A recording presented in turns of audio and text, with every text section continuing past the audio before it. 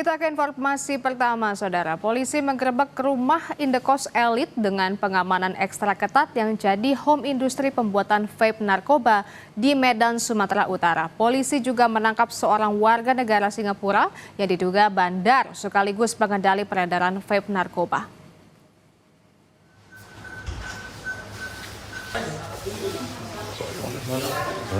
Ini adalah detik-detik saat Satres Narkoba Polrestabes Medan menggerebek sebuah rumah indekos elit di Jalan Flores, Kota Medan. Saat penggerebekan terjadi pada 18 Mei lalu, polisi sempat kesulitan masuk ke kamar kos yang memiliki pengamanan ekstra ketat karena hanya bisa diakses melalui sistem pengenal wajah.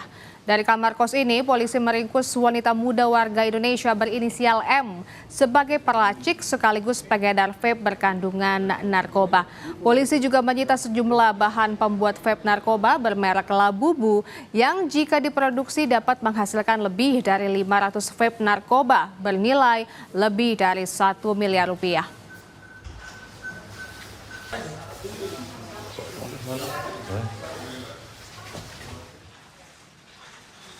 Dari hasil pengembangan kasus ini, polisi berhasil meringkus pemasok sekaligus pengendali home industri vape narkoba yang merupakan warga negara Singapura.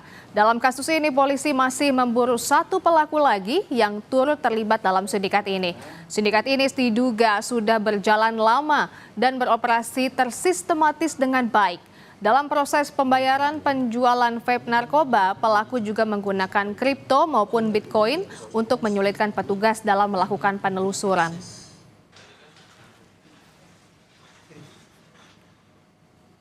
MWK tadi kita amankan, kita kejar TM di salah satu hotel mewah di Medan saat mereka akan memasok kembali beberapa bahan baku yang akan disuplai kepada MWK.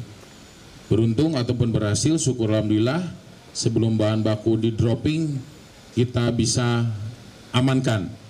Untuk saat ini ada satu lagi pelaku yang sedang kita kejar, inisial R.